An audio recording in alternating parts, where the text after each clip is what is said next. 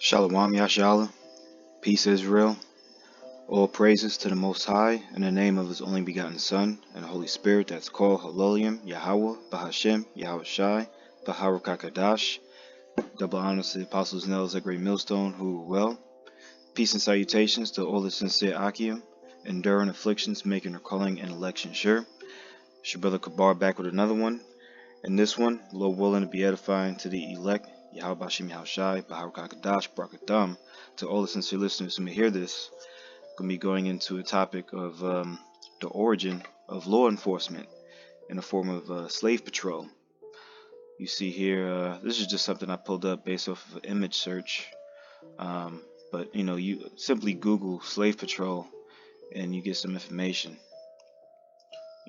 This is the history, all right, of not only slave patrol, but this is the history of this landmass, all right, in the form of America. The daughter of Babylon, spiritual Sodom in Egypt. So I'm gonna just go through. Let me see. Click on the first one. This is in lawenforcementmuseum.org. Slave patrols, an early form of American policing.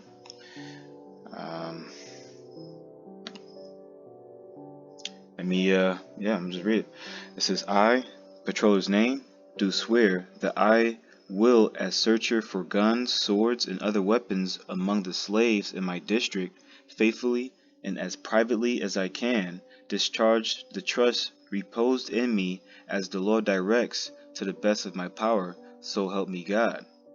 Alright, this is a slave patroller's oath, alright, in North Carolina, 1828. This is less than 200 years ago, based off of the, Gregorian and Julian calendar. I'm going to just read it. It says, when one thinks about policing in early America, there are a few images that may come into mind.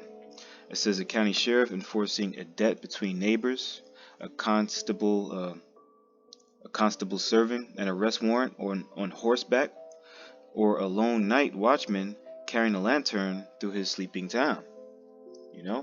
And that's where you get these movies, you got cops and robbers and stuff like that. That's where, that narrative is being pushed. But I'm gonna just keep reading. It says these organized practices were adopted to the colonies from England and formed the foundations of American law enforcement. However, there's another significant origin of American policing that we cannot forget, and that is slave patrols. It says the American South relied almost exclusively on slave labor, and white Southerns lived in near constant fear of slave rebellions disrupting this economic status quo. It says as a result, these patrols were one of the earliest and most prolific forms of early policing in the South. The responsibility of patrols was straightforward: to control the movements and behaviors of enslaved populations. According to historian Gary Potter, slave patrols serve three main functions. 1. To chase down, apprehend, and return to their owners runaway slaves. 2. To provide a form of organized terror to deter slave revolts. And 3. To maintain a form of discipline for slave workers who were subject to summary justice outside the law. Organized policing was one of the many types of social controls imposed on enslaved African Americans in the South. Physical and psychological violence took many forms, including an overseer's brutal whip, the intentional breakup of families, deprivation of food and other necessities, and the private employment of slave catchers to track down runaways. It's not that long, so it sounds pretty edifying so far.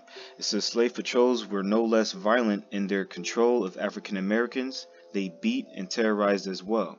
Their distinction was that they were legally compelled to do so by local authorities. In this sense, it was considered a civic duty, one that in some areas could result in a fine if avoided. In others, patrollers received financial compensation for their work.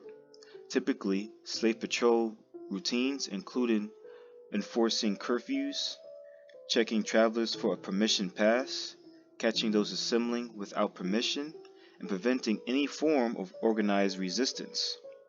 As historian Sally Haddon writes in her book, Slave Patrols, Law in violence in Virginia and Carolinas. This is a quote here. It says, "The history of police work in the South grows out of this early fascination by white patrollers with what African American slaves were doing. Most law enforcement was, by definition, white patrolmen watching, catching, or beating black slaves." I mean, that might be enough, man. I was gonna go to Wikipedia, but this is actually good. There's not much more. I might as well read the rest of it, and then we get some precepts.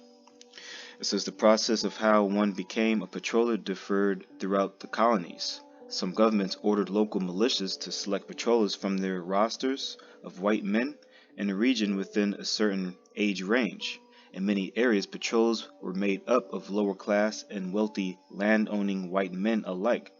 Other areas pulled names from lists of local landowners. Interestingly, in 18th century South Carolina, land-owning white women were included in a potential list of names. If they were called to duty, they were given the option to identify a male substitute to patrol their place. In their place, it says, first formed in 1704 in South Carolina, patrols lasted over 150 years, only technically ending with the abolition of slavery during the Civil War. However, just because the patrols lost their lawful status did not mean that their influence died out in 1865. Haddon argues there are distinct parallels between legal slave patrols before the war and extra-legal terrorization tactics used by vigilante groups during Reconstruction, most notoriously the Ku Klux Klan. After the Civil War, Southern police departments often carried over aspects of the patrols.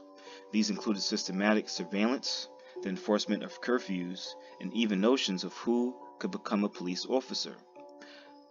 Though a small number of African Americans joined the police force in the South during Reconstruction, they met active resistance. Though law enforcement looks very different today, the profession developed from practices implemented in the colonies. Hey man, this is good. Lowell and I put this in the description, but if you just type in Slave Patrol, this is literally the first link that pops up, before Wikipedia, So this is the truth, man, behind the origin of law enforcement, and it just goes to show you, the insanity, the delusion that our people have, thinking that that we could change something, man. Changing, this is the origin of the law enforcement period. So you're literally asking law enforcement to stop treating so-called black people. Well, this was the origin. This is the purpose. This is their purpose. You're telling them to change their purpose, But let me just get some pre Salakia. The first pre that came to mind was in Revelation 6, and I'm gonna just start at. Get to the point, verse 2. It says, "And I saw and behold a white horse." You know what? Let me start at the top. This is talking about the seals. This is the first seal here. It says, "And I saw when the Lamb opened one of the seals, and I heard, as it were, the noise of thunder, one of the four beasts saying, Come and see. And I saw and behold a white horse, and he that sat on him had a bow, and the crown was given unto him, and he went forth conquering and to conquer." So that was what popped in my mind when I was thinking of pre, was that part where it says he went forth conquering and to conquer. That's the nature, all right, of these Edomites, man. And this right here is talking about 70 AD, the first seal, the time of Roman persecution, destroying our temple, But ultimately, that's really the same spirit. The white horse, that's a spirit. Those four horses, it's four spirits, and the spirit here is a conquering spirit, But that was just the precept that came to mind first. Just wanted to get some background information on who we're dealing with here, man. This is the devil. This is First Maccabees, the first chapter, and I want to just kind of get to the point, but let me start at the top, and I'll probably jump down. First Maccabees 1:1, "And it happened after that Alexander, son of Philip, All right, this is talking about Alexander the Greek, or Alexander the Great. It says, and it happened after that Alexander, son of Philip the Macedonian, who came out of the land of Chittim, had smitten Darius, king of the Persians and Medes, that he reigned in his stead, the first over Greece. See that? It says, and made many wars, and won many strongholds, and slew the kings of the earth. It says, and went through the ends of the earth, and took spoils of many nations, insomuch that the earth was quiet before him, whereupon he was exalted, and his heart was lifted up. I'm gonna get a couple praise on that, because that's the nature of these Edomites, man. You know, just that pride, man. You know, being lifted up, man. Just to continue, I'm gonna just jump down to verse. I'm gonna jump down to 7 and read down. It says, so Alexander reigned 12 years and then died, and his servants bare rule, every one in his place. Is the point. Verse 9, it says, and after his death they all put crowns upon themselves, so did their sons after them many years, and evils were multiplied in the earth. Alright, evils were multiplied in the earth. Alright, this is really the origin, alright, of these Edomites, you know, coming into power. You know, starting with Alexander the Greek. You know, and the same spirit is here today, man. You know, the same spirit is here today in the form, alright, of this beast system. Ultimately, you know, you got NATO, the EU, you know, the powers, the earth is given to the hand of the wicked, man. So let me just jump to before I get there, let's get more in the origin, you know, Genesis, you know, that word gene or origin, you know. This is Genesis 25. Alright, it goes into the story of Jacob and Esau. Alright, that's twin brothers. You know, Jacob's evil twin brother Esau, right? This is Genesis 25, and I'm just get to the point. Verse 27, it says, and the boys grew, and Esau was a cunning hunter, a man of the field, and Jacob was a plain man, dwelling in tents. So this is the nature of Esau. Alright, the nature of Esau, the brother of Jacob, alright, who is the progenitor of the Israelites. You know, Jacob's brother, alright, is Esau. You know, and we see, alright, the Edomites are still here today. You know, that's still that cunning nature, man. You know, in the form of you know, slave patrol, which today is just called, you know, being a police officer. You know, law enforcement. You know, a cop. You know, but you know, this is all part of the systematic, what they call systematic racism, right? This is all part of the beast system, man. You know, devouring, making war with the saints, man. Let me get that in Revelation. Yeah, I can get that Revelation 13 or Daniel 7. Salakia. Let me see. This is Revelation 13 and verse. I'm gonna start at verse 6. Salakia. I'm gonna start at verse 5. It says, and there was given unto him a mouth speaking great things and blasphemies, and power was given unto him to continue 42 months. You know, that's that 350 time period. You know, ending at just about, you know, 1969. You know, but you know, at that time period, you know, nobody was really, nobody was messing, all right, with this beast, all right, in the form of you know, America. You know, ultimately, you know, just the powers that be, Great Britain, all the horns, you know, because this is before America was, you know, fully, you know, in power. Verse 6, it says, and he opened his mouth in blasphemy against the Most High, to blaspheme his name and his tabernacle and them that dwell in heaven. And it was given unto him to make war with the saints, and to overcome them, and power was given him over all kindreds and tongues and nations. You know, you got American embassies everywhere, you know, but ultimately making war with the saints, who are the Israelites. You get Deuteronomy 33, 1-3, Psalms 148 and 14, Psalms 149. All this is talking about who the saints are, which are the Israelites, man.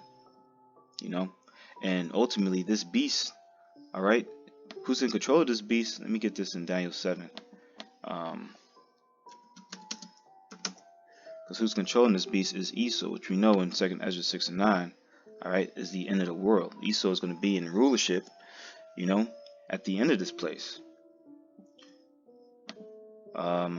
Let's get this in Daniel 7, in verse 7. Mm. Let me just get to the point. Salakia. It says, Book of the prophet Daniel 7:7. After this I saw in the night visions, and behold, a fourth beast, dreadful and terrible, and strong exceedingly, and had great iron teeth. It devoured and brake in pieces, and stamped the residue with the feet of it, and it was diverse from all the beasts that were before it, and it had 10 horns. You know, this is the chapter in Revelation, alright, the 13th chapter. You know, the beast had the same description, 7 heads and 10 horns. You know, this right here is the ancient Roman Empire here. Verse 8, and I considered the horns, and behold, there came up among them another little horn. You know, it says, before whom there were 3 of the first horns plucked up by the roots. And behold, in this horn were eyes like the eyes of man, and a mouth speaking great things. Alright, so this is talking about America. You know, and this is why we know that, alright, Esau is going to be in rulership at the end of this place. You know, I mean, the scriptures talk about Esau being ruled at the end of this place, but this right here is the 4th beast here. And then there's the little hornets that's coming out from this beast. You know, Lord willing, that makes sense. But while I'm in Daniel 7, I might as well jump down.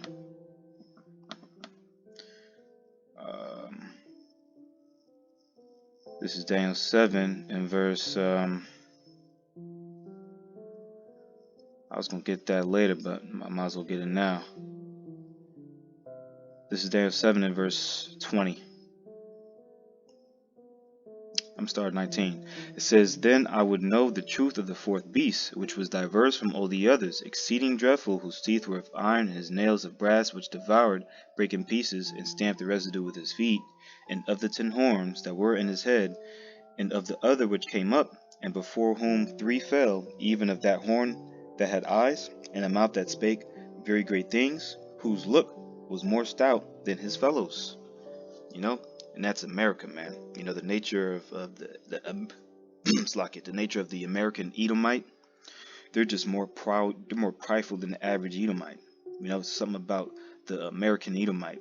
You know, it says, I beheld, verse 21. I beheld, and the same horn made war with the saints, and prevailed against them. All right, and we see that happening, man, in the form of slavery. All right, we see this happening today, man. You know, we see that happening today, man. You know, we're still, yet this day in our captivity, we're still behind enemy lines. All right, this is the same place, the same system, man, the same beast system. All right, that has, you know, law enforcement. All right, which we already read. The origin of law enforcement is what? Slave patrol. And while I was reading this, I really envisioned being in this time period.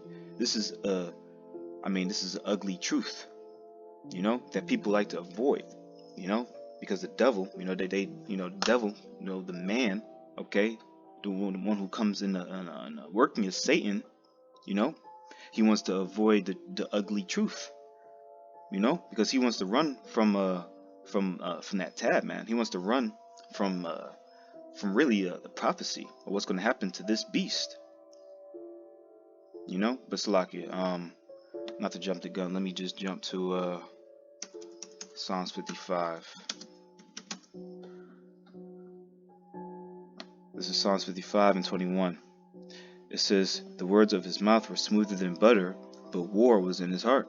His words were softer than oil, yet were they drawn swords. You know, last week I was driving and I saw like Black Lives Matter sign, and I was just thinking, like, who really funds this whole thing, man? Black Lives Matter. You know, it's ultimately part of the cunning devices of the wicked.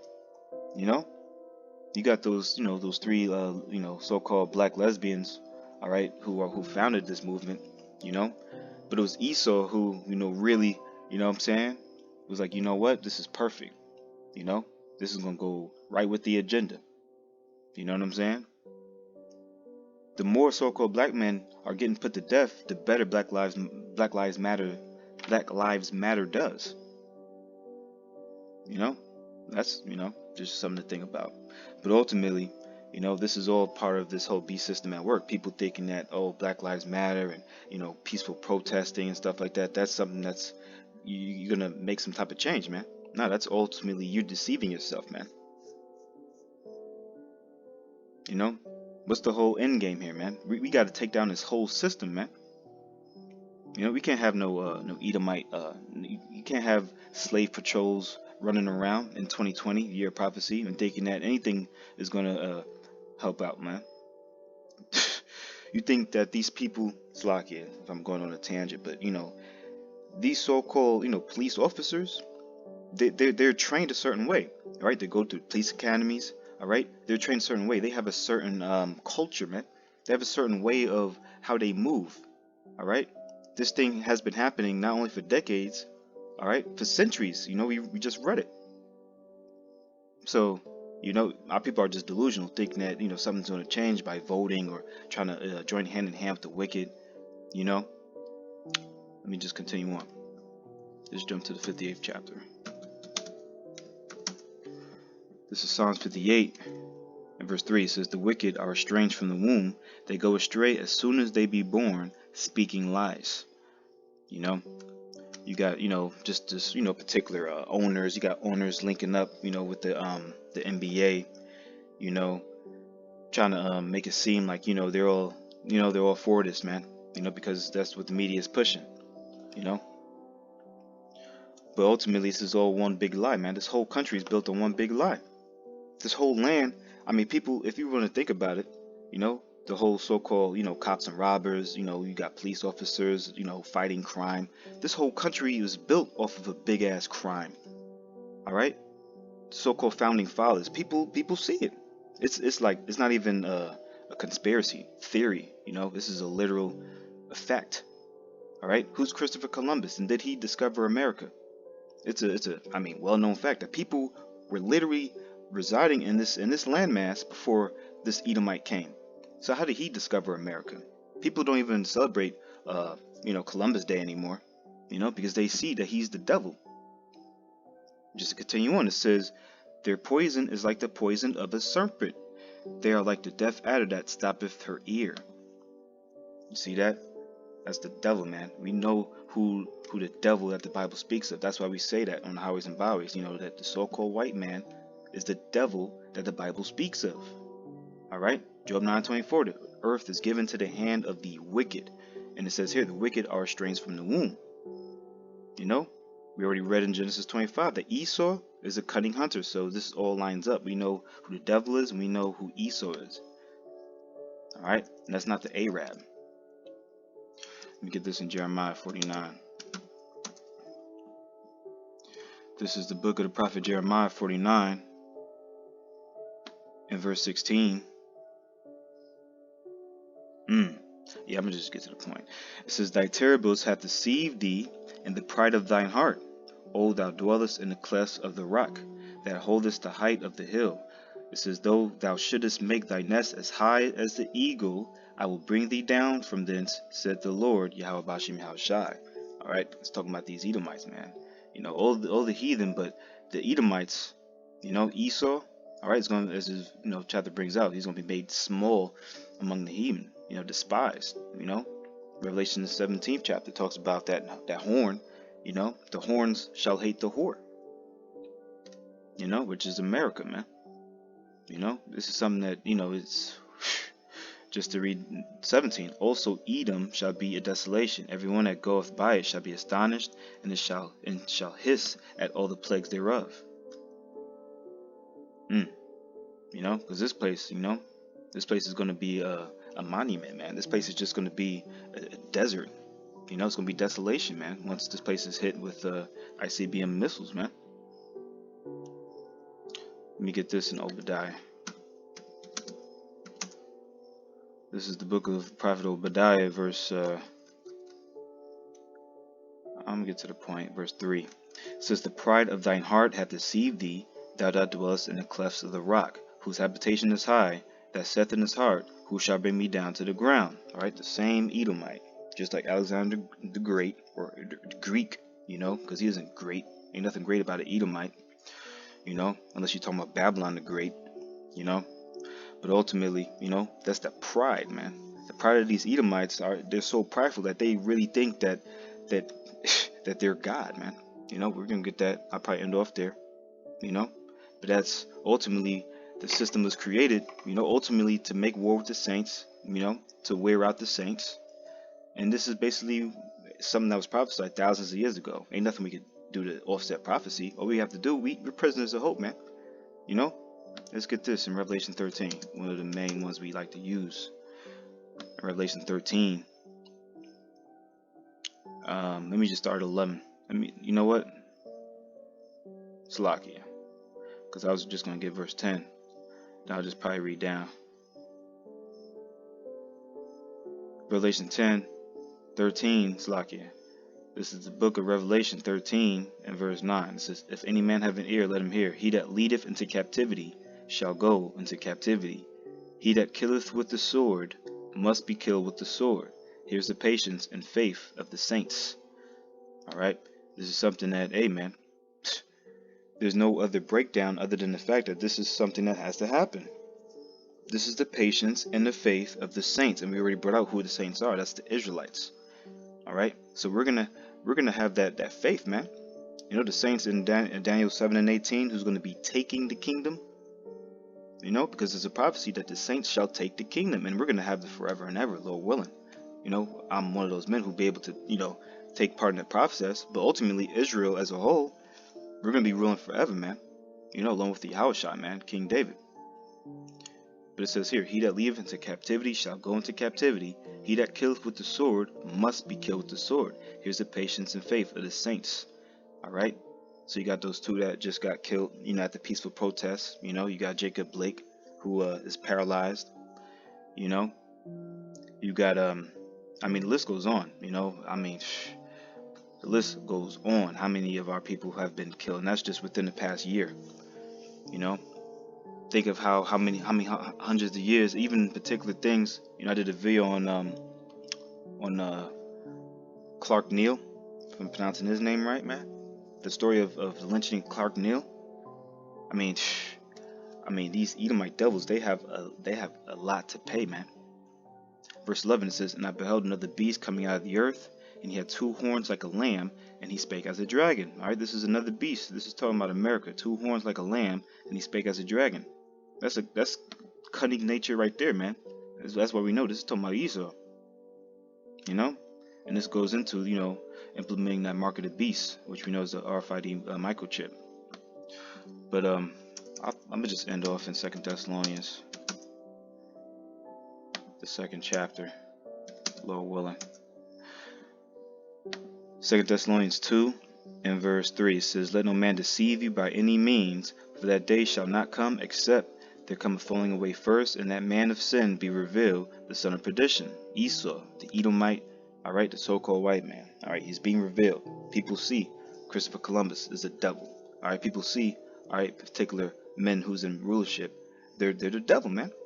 You got pedophiles, you got people who are just, you know what I'm saying? Predators, and these are the people who, try to come off as, they're just words smoother than butter, just like these politicians, man. Verse 4 says, who opposeth and exalteth himself above all that is called the Most High. I'm reading verbatim. 2 Thessalonians 2 and 4 says, who opposeth and exalteth himself above all that is called God, or that is worship, so that he as God sitteth in the temple of God, shewing himself that he is God. It goes back into Revelation 13, that beast. Alright, because the majority of our people are going to be worshiping that beast. Ultimately, the so-called white man. The Edomite. You got white Jesus, which he's literally the savior for so-called white people, alright? But who the world calls Christ, alright? It's a so-called black man, and he's going to be really angry, man. So, Isaiah 63rd chapter goes into what he's going to do to these Edomites. He's going to, hey, man, their skull is just going to be crushed, man. It's going to be blood all over his garments, And that's faith and patience of the saints, man. Him coming to save our people, man, from our enemies. See, it makes perfect sense, man. But that was really about it. Lord willing, this is edifying with that. I want to give all praise to Yahweh, Ba'ashem, Yahushai, Baruch HaKadosh. Double honor to the apostles and elders of Great Millstone who rule well. Peace and salutations to all the sincere Akim, enduring afflictions, making their calling and election sure. Shalom to the elect. Abba Ball.